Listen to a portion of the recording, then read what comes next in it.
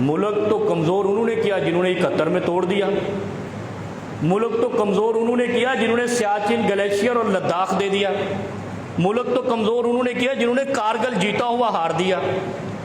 तब तो कमज़ोर नहीं, मुल्क तो कमज़ोर उन्होंने किया जिन्होंने यहाँ का अरबों रुपया उनके देश में रखा कि जिस देश से आज़ादी और पाकिस्तान बनाने के लिए लाखों जानें कुर्बान हुई, मोहब्बत से, शौक से वहाँ भर्ती होता है कि हम मुल्क का दिफा करेंगे।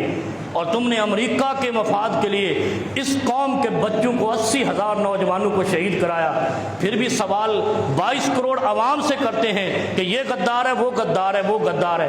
गद्दार कोई भी नहीं है, ये सारे वफादार हैं। ये फौज भी वफादार है, ये कौम भी वफादार है, ये मट्टी भी वफादार है, जिसके अंदर सोना भी है, जिसके अंदर शहद भी है, तेल भी है, जिसके अंदर नमक भी है, जिसके अंदर दुनिया की सारी मादनियात हैं।